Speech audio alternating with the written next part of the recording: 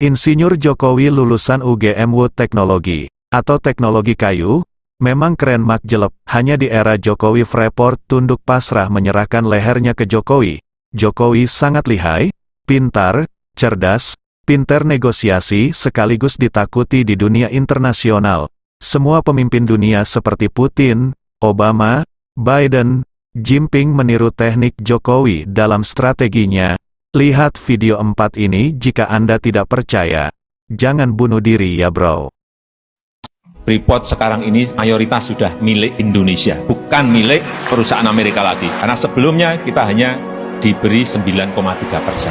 3 tahun kami negosiasi, sangat alot sekali, dan kita sekarang sudah memegang mayoritas 51%. Saya dulu nggak mau ke Freeport karena itu bukan milik kita, tetapi sekarang saya ke Freeport karena jelas itu sudah menjadi milik BUMN kita, artinya milik pemerintah Indonesia. Dan juga yang saya senang, waktu ke sana saya cek, ini karyawannya, saya dengar banyak yang boleh enggak Pak, sekarang 98% itu adalah Indonesia. Ternyata Freeport itu sudah punya dokumen hukum di mana dia diberi hak secara resmi oleh negara untuk mengelola ini dan diperpanjang 10 tahun sebelum berakhir dan tidak boleh ditolak selama Freeport mau.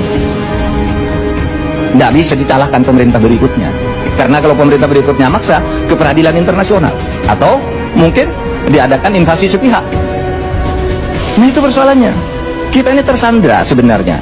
Nah oleh sebab itu cara menyelesaikan itu bukan berkampanye besok kalau saya jadi gubernur Papua saya selesaikan Freeport. No, mereka punya dokumen sekarang nggak bisa kata divestasi 51% oke, mereka sehari bilang oke, 2 hari kemudian bilang tidak, sampai sekarang itu berjalan sampai sekarang. Saya ketika Sudirman Said itu dikritik rame-rame, gimana Anda kok bisa melakukan itu, merugikan rakyat, dia ketemu saya, Pak ini undang-undangnya, ini hasil kesepakatan DPR dan pemerintah, ada tanda tangan Pak Ginanjar waktu itu, saya punya dokumen.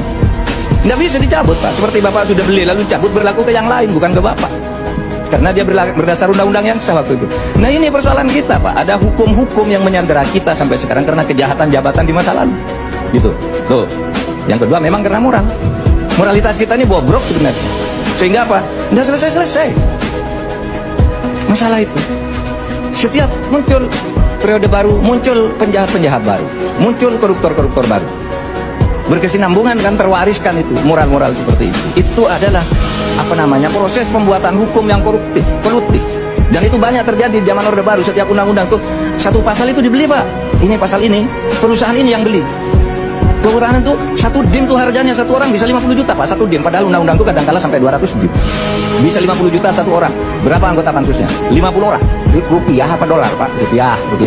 Kalau undang-undang rupiah Pak, pembuatan undang-undang masa dolar.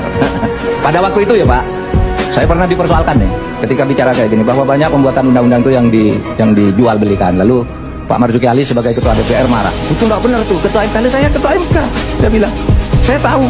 Dan saya nyebut lalu 8 orang. Pada ini 8 orang sekarang sedang di penjara. Anda tahu nggak? Anak buah Anda, saya bilang sama Pak Marzuki. Saya di penjara. Kan menjual undang-undang. Bahwa undang-undang ini akan dimasukkan pasal ini, Anda akan mendapat ini, tetapi bayar dulu ke saya sebesar 8%. Ini sekarang orangnya masih di penjara semua Pak. Itu pembuatan undang-undang kita sekarang ini yang harus diatasi.